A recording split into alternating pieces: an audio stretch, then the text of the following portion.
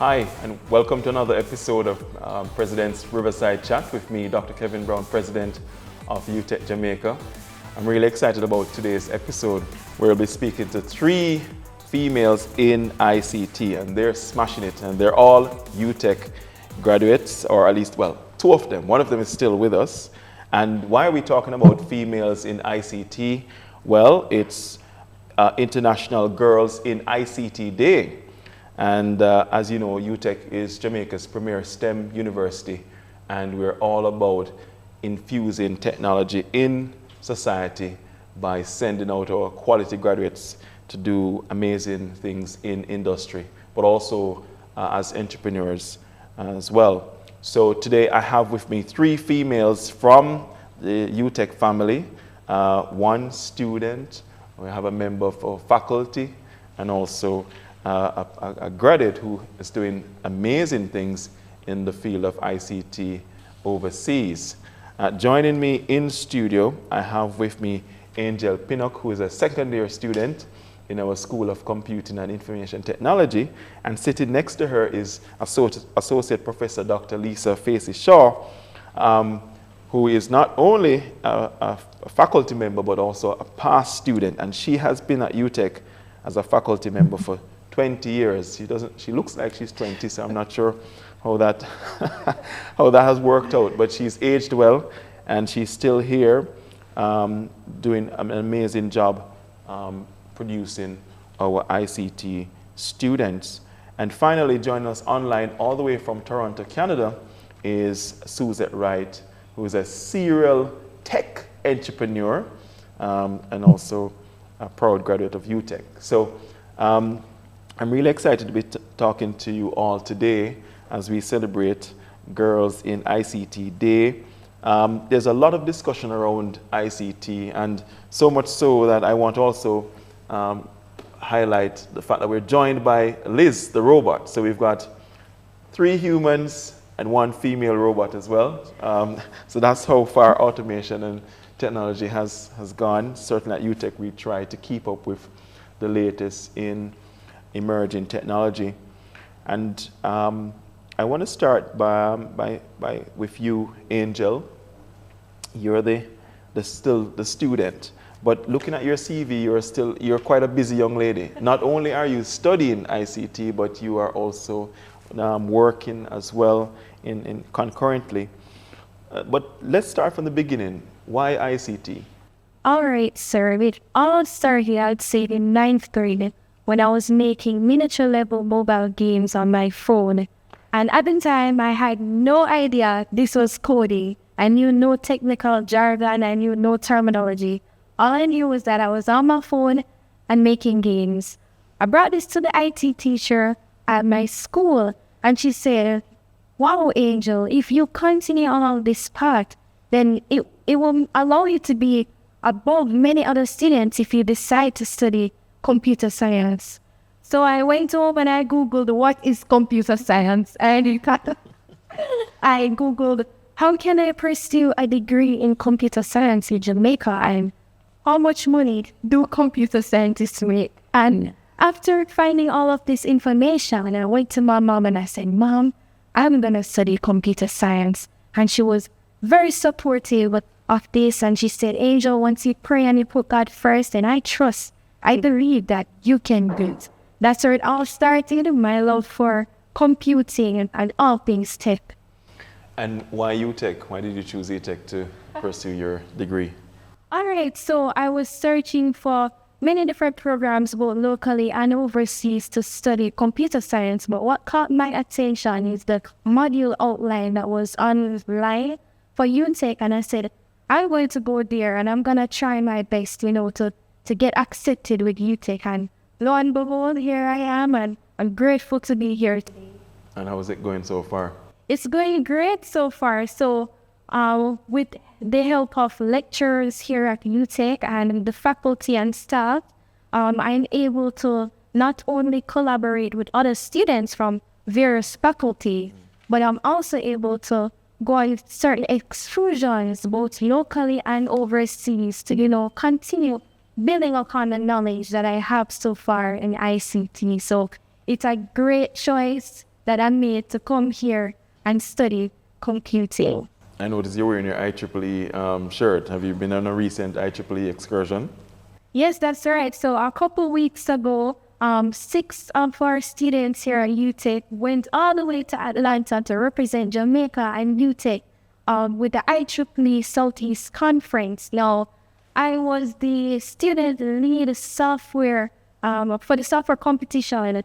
And even though we didn't come home with a big trophy this year, I can say we have made an impact on the international affairs in Atlanta. And from this excursion, I was able to meet Mr. Angel Pinnock. He is one of the governing bodies of the IEEE Southeast sector, and he was blown away by the UTech students, and he said that he wanted to speak with me personally on a call. Now, on that call, we spoke about all things technical, my love for automation and autonomy, and my interest in pursuing a career as an autonomous system engineer, and that blew him away. So, in his words, I'm stuck with him now. So he took me up under his wings, and Yes. with him, I'm going to work on various projects, hopefully. And I'm currently the social media specialist for the IEEE Southeast sector. So I'm grateful for that, thankful for Mr. Andrew Sealing. And now Jamaica has a representation with such a position on the IEEE body. Yes, and IEEE is one of the largest engineering associations in the world. So you're certainly representing UTech very well on the international scene. I'm really proud of you. And finally, UTech is not enough. I noticed you're doing a course at Harvard. Yes, so I'm currently working on a certification in data science and machine learning. It's an online course offered by Harvard, and I'm working vigorously doing these tests and attending these lectures so that it can help me to expand my knowledge on data science, which I'm going to need if I want to, specialize in autonomous systems. Amazing. All right. Well done. But before you I guess Dr. Lisa Facey Shaw, you're probably thinking, is this a younger version of you, right? So you attended UTech in the 90s. Yes, in the 90s. When perhaps you could argue computing was still emerging, certainly in Jamaica nationally, and even to a degree internationally. So for yourself, why computing? Especially, looking at the distinction I'm trying to establish, where today it's quite obvious, right? Everybody talks about technology and computing, but in your time it was a slightly different perspective. It was, and I actually did computer science in high school at sixth form. And it was that introduction. Not many schools had been doing computer science, and it was only at sixth form. And it was that introduction to computer science that led me to want to pursue a career in computing. And so I applied to UTech because of that, background and interest, and got in. And since then, did the diploma, the degree, and it's where I am today in terms of a PhD in technology enhanced learning. Yes. And there are so many changes that have taken place since. Definitely in terms of the opportunities that are available, definitely the field has broadened. So autonomous systems, for example, now that Angel is, interested in, we didn't have much of that exposure then. Yes, well, let me just ask you then. I mean, because I remember when I was in high school, we still had something called a floppy disk, and it literally is floppy, right? Yes, yes. If you held it like this, it would flop. 3.5 inch, yes, I used that. Yes, I used it at the time. So it has been an interesting journey, and it has been, just interesting to see the field develop into what it is today. Technology certainly has just spanned across so many industries, and no matter which industry it is that you are in, computing has really touched all of those. And so there are diverse opportunities, educational opportunities, and so, for females who want to be interested in the sector, there are so many different points that they can enter into and touch and develop their career in. And so it's been amazing. Why education? You've remained an educator for about 2 decades. Why? Because I'm sure some would argue that you could earn a lot more money in industry, but you've decided to stay in academia. Yes, and interestingly, just impacting the lives of persons. You know, in 2015, for example, I got the President's Instructional Award, Award for Instructional Excellence. And when I think about, you know, just how it is that you can impact persons, impact their learning, get them to be interested in whatever area it is, get them to have that passion, not so much pouring content into them, but, you know, as the quote says, you know, you want to light the fire of students. And so with that, you know, all the experiences that I've had, all the students that I've touched, those have been, you know, some of the reasons why I've remained in education for this long. All right. And in terms of the future, there's a lot of discussion around ChatGPT, well, generative artificial intelligence or generative AI in general. What's your view on the potential impact of generative AI on education? Well, a lot of discussions are currently taking place in terms of the impact. You know, we think about assessments, how assessments are being done and how they will be done in the future. We think about the possibility of using it in instruction because it's not just on the negative side, but also on the positive side. How can it impact the curriculum? How can it impact what we do? A lot of what we find now is that some of the routine tasks are being taken care of with the generative AI. And so we want to move forward to see how then can, you know, these kinds of artificial intelligence technologies just, you know, expand opportunities for persons, for students, you know, how can they use this to impact industry? And so, you know, I think the future is just not just unknown because we don't even know what it could possibly do, but there'll be so many different things, so many tasks that we're used to, so many things that, you know, we see where it will just have an impact on. And so, you know, it's amazing thinking about it, thinking about the opportunities, machinery, you know, everyday things, so many different things, you know, are possible. And we look forward to what's to come. Absolutely. So it sounds like you're saying it's an exciting future that we have to embrace. It is. Yeah. There are the threats, of course. We can't rule that out. And so, you know, we just have to be cautious. We just have to ensure that the necessary regulations, the necessary considerations are taken so that ethically, legally, you know, in every way, we make that balance. That's what we want, to have that balance.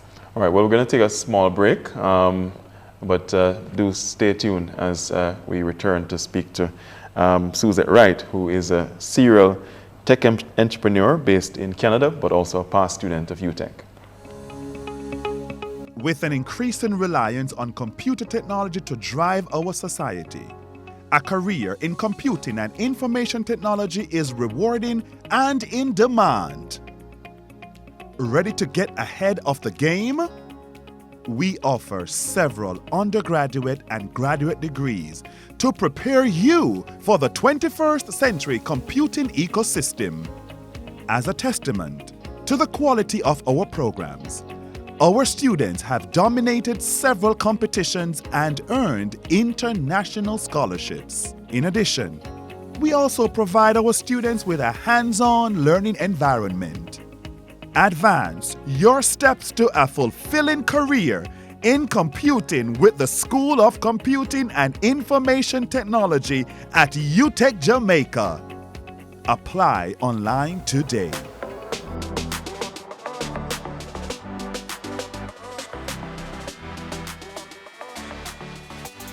Okay, welcome back to President's Riverside Chat with me, Dr. Kevin Brown, President of UTech Jamaica. On today's episode, we are celebrating Girls in ICT Day, and I have three of our stellar female ICT students, faculty, and graduates with me. I have Angel Pinnock, who is in the School of Computing and Technology. She's a second-year student, and she's joined by Dr. Facey Shaw, Associate Professor in the School of Computing and Information Technology. You heard from both those young ladies before we went on a break, and now we're going to move to our third female who joined us today, Suzette Wright. Suzette is based in Canada. She's a past student and currently a serial tech entrepreneur. Suzette, I found your bio really interesting. You appear to be a female who has really decided to explore and lead on innovation in all areas ICT. So tell me, you have been doing this sort of tech entrepreneur thing for 15 years. What has it been like as a female and a tech entrepreneur at the same time? Well, I started really in 2018, launching ID Maps, which is a data mining and advanced analytics company, and also a demand services company that we hire a lot of technology people to execute on projects. But what I can say is that it's not easy as a female in this industry, because a lot of the opportunities are not open or visible to female entrepreneurs. So, what I would say is that you have to be bold and you have to know what you want to do and just go after it despite the challenges that come. So you were at UTech in the 90s, like Dr. Facey Shaw. Why IT? Why did you choose to go into the IT sector? Why did you pursue a degree, eventually a degree in computer science? Initially, I wanted to be a fashion designer, and that's what my heart was set on until I discovered the computer. And then I went to extramural first to, just to short courses on computing. And while I was there, someone mentioned computer science, and I did some research and found UTech. It was CAST at the time, and I came on campus, and I loved the atmosphere, and I said, yes, I need to be here. And so I enrolled, and I started with a certificate in computer science, and then I just went from there. And then you migrated. Yes, I migrated, but I still do quite a bit of work in Jamaica. My company has a MOU with UTech, so we do take UTech students. We try to take them every year, and then they work with us on the various projects. I do have 3 students now, well, former students. They were in my data warehouse and data mining course, and so I was fortunate that they agreed to come and work with us, and they've been working with us since October last year. That's amazing. And so you speak about your company and the focus on data mining in particular. We keep hearing this talk about big data. What exactly are you trying to achieve with your company around data mining and big data? So a lot of companies in Jamaica would like to have advanced analytics and insights and so on, but they're not prepared to take advantage of the data that they're sitting on. And so what we do a lot of is educating our clients so that they can understand how they can leverage that data to drive their subscriber base, revenue, any of those objectives that they do have. And then now that we do have the Data Protection Act implemented, December 2023, we also have to give due consideration to how we protect and secure the client's data from misuse or data breaches, etc. So that was a natural segue for us, and so we're also now involved in that sector of technology. Absolutely. So let me just go back to Angel. So Angel, in terms of females in ICT, do you have any, do you have any particular individual that sort of you look up to, and that's the person that you would like to follow in their footsteps? Listening to Suzette, she might be one, but First of all, I'd like to mention that last year, I was in first year. I entered the Sagicor Innovation Challenge and I came second, right behind a team of 4 male individuals, 2 of which were upper years and third year and fourth year. And I mentioned this because I came second, even though I was in first year, and I entered this competition by myself. So I was the only person. I didn't enter as a team. A company called Y-Smart Data IO, they recruited me as a front-end developer at their company. Even though I'm just in first year, you know that companies usually recruit students when they're third year or their final year, but this company saw the potential in me. So I mentioned this company because the ex-CEO, Miss Shante Hunt, she and the lead front-end developer, Anna Stacy Bailey, these are people that I look up to all the time. They are helping to shape me as a developer, and I'm very grateful for them to, recruit me into their company, even though I was a first-year student. And despite this, and coming second in the competition, being runner-up right behind such a large group, I'm very proud of myself, and I can say that with the assistance and the continual guidance by Shante and Anna Stacy Bailey, these are people I look up to, and they help me to become the developer I hope to become in the future. So what's your advice for young ladies who'd want to get into ICT? All right, so I'd like to refer to the scripture, faith without work is dead. So once you put in the work and once you believe in yourself, I can assure you that you can do it.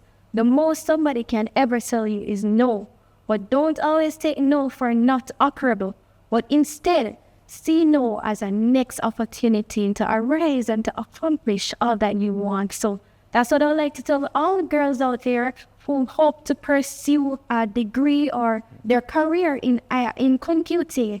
You can do it once you believe in yourself. Okay. Well, you have 2 examples here. So you have Dr. Lisa Shaw, Facey Shaw, who's an educator in the ICT space, and then you have Ms. Suzette Wright, who is more like a serial entrepreneur. What space do you want to enter when you graduate UTech? Any leave?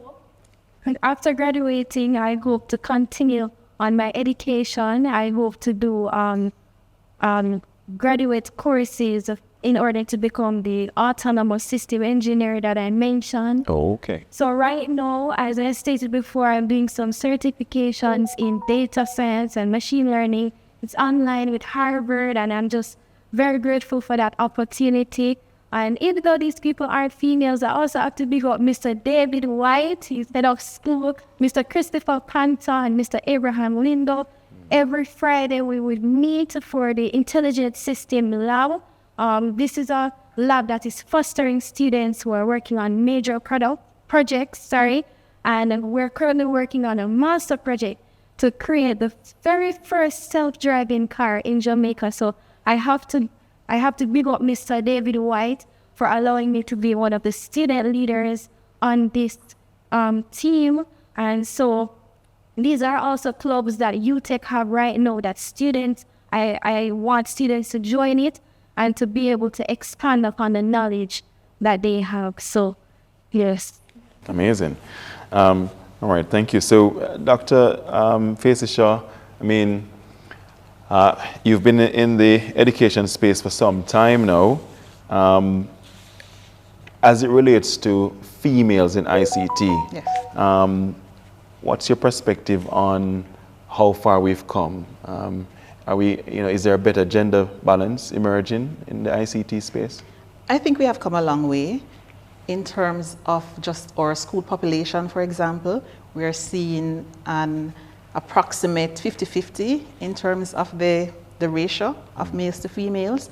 And so that in itself is inspiring because it is saying to us that females are being interested, are becoming interested in computing, in ICT, Yes. and we have so many opportunities even here at UTech in terms of our programs. They are diverse. We have animation, we have applied artificial intelligence, we have our flagship computing program, but we also have computer information systems, and we have network security as well, computer network security. And even at our master's level too, we have our information systems management. And so the programs are broad, they're diverse, and I think girls are being more exposed to these, and they are coming in and they are participating. And as you can see from Angel, they're doing inspiring things. And it's really amazing, and we're really happy to see where it is that the gender disparity, it's becoming less and less of a concern for us. Right across the world, there is that disparity, but we're happy to see here that we are taking steps to address that. Absolutely. And so, Suzette, you're in Canada. There are some who are concerned about what we're calling brain drain, that we're creating all these amazing girls in ICT from Jamaica, produced right here at UTech. So for example, Angel, and then we lose them to foreign countries like the one where you're based. Are you concerned about the loss of talent that Jamaica experiences? And just to give you some data, because since you're Miss Data, according to reports out there, over 80% of tertiary educated Jamaicans leave the country. So not just ICT, but just Jamaicans who've gone through tertiary education, over 80% of them leave. So are you concerned by the loss of our ICT talent? Not at all, because institutions like UTech, and UTech, not because I'm a UTech graduate, but the programs there are so robust that a UTech student can matriculate into any organization across the world and is able to function at a high level because of the nurturing that they receive at UTech, and the course itself provides them with that practical, hands-on problem-solving skill that allows them to hit the ground running. When we export our talent to other countries, it gives the opportunity for other students coming up to also have an opportunity to have that well-rounded education at an institution like UTech, and to see all the possibilities that are there, and the ideas that come from the students, the problem-solving skills that they have, is just something that, we should treasure. It's like track and field in Jamaica. UTech is one of those institutions that is honing the skills of the young persons, and they have these ideas, and I think we should just, foster that opportunity for them to excel across the world, because we're that good. Absolutely. And, some of them leave and perhaps will come back.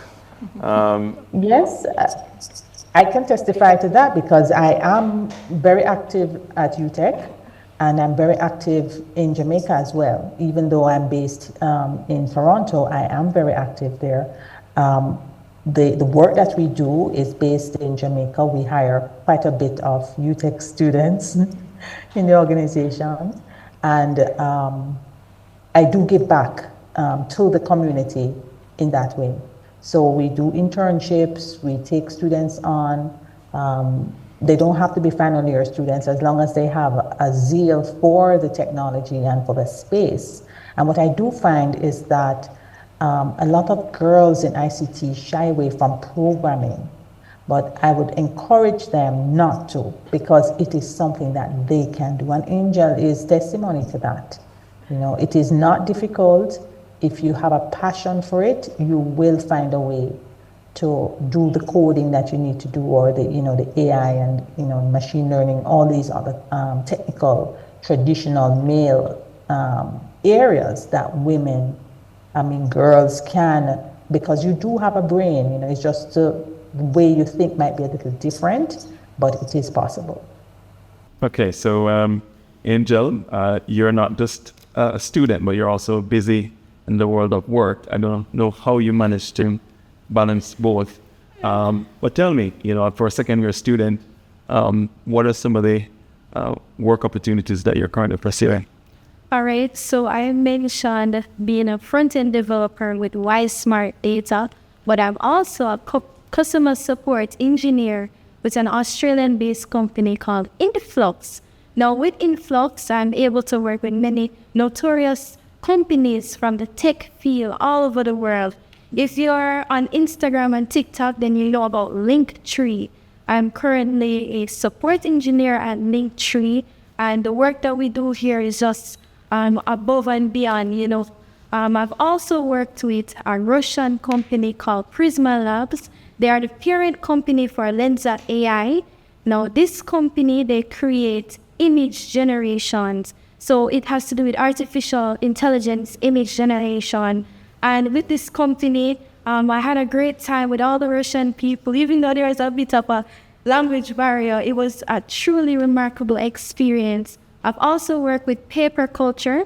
This is a US-based company that have to do with all things paper. So from postage stamps to cards to, envelopes, that's Paper Culture.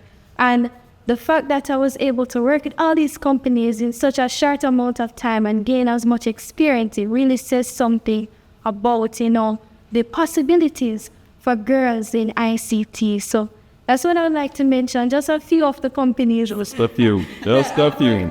Over the past 2 years. Wow. And I guess, all while, based in Jamaica, right? Full-time students here at UTech. So it's all sort of like online and using virtual platforms to... Yes. And sometimes they travel. Oh, sometimes they travel as well? Yes. Wow. That is amazing. So already you are, unlike some of our students, your CV will actually have quite a bit of work experience that is relevant to the field, right? You're not just doing random work, but it's actually work in the field. So that is amazing and quite special. And kudos to you for finding that sort of balance to still pursue your studies and excel in your studies while also doing a great job for these companies. So no, that is just amazing. So let's just ask you, Dr. Facey Shaw, as it relates to encouraging girls to pursue ICT, what do you think society and the university could do better to create an enabling environment to one, attract more girls into ICT and ensure that they succeed? Well, certainly what we want to do is to expose girls at a very early age. We need to allow them to see, the types of talent that we have in ICT. I mean, Angel here, for example, just mentioned some of her things. You need to let them see role models that they can, look at, emulate, and really want to pursue careers as well. We need to help them to understand that, especially today where technology has taken us, there are so many opportunities, diverse opportunities, right? And, it is for them and for society and for UTech, in terms of our programs, in terms of having relevant programs, in terms of providing the types of opportunities and experiences, even outside of the traditional academic courses and so on, to provide those sort of opportunities so that they can participate in and, just excel. So many things are happening now. Technology has enabled so many different things, the platforms that we have, and there's space for girls in ICT. And I would encourage them to participate in these opportunities. Absolutely. And finally, Suzette, just in your sort of final remarks, share with me, what does International Girls in ICT Day mean to you? Having been in the space for such a long time, what does this day mean to you? This day is special because when I was coming up in ICT, we didn't have a day where, young girls could find persons that look like them, that work in the area that they were interested in, and that could offer mentorship or insight or any just inspiration for them to be confident in entering this field. And traditionally, we're told about all the jobs, it's the traditional jobs, like 40 and so on, but there are other opportunities in that city that girls can find a space for them to express their creativity and their love for technology. So it doesn't have to be the traditional role. And so this day offers that kind of visibility for young girls to really see the spectrum of opportunities or roles that they could enter, once they align themselves with a program that will give them the requisite skills. Thank you. Okay, well, it's been amazing speaking to the three of you. I'm so proud as a past student and now president of UTech to really hear your journeys.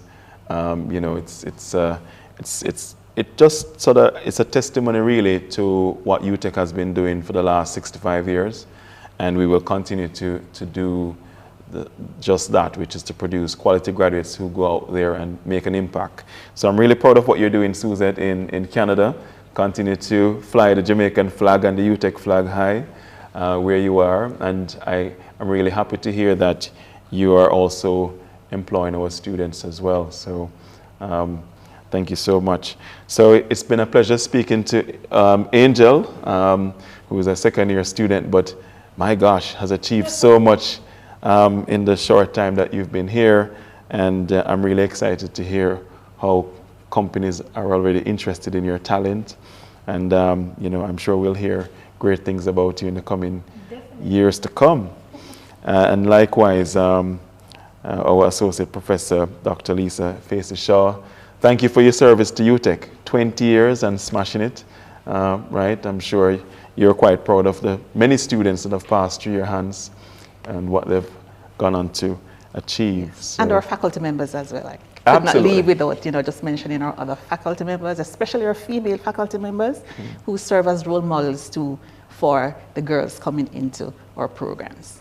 Absolutely, absolutely. And so Suzette, thank you again. Keep doing what you're doing. Being a serial entrepreneur, I know next time I talk to you, there'll be a new company on the horizon from you. So I'm really excited to hear what you do next. So that's it from this episode of Riverside Chat with the President. Make sure you tune in. We're always keen to hear from you as well. So leave a comment in the chat room. Join us next time for another episode of President's Riverside Chat.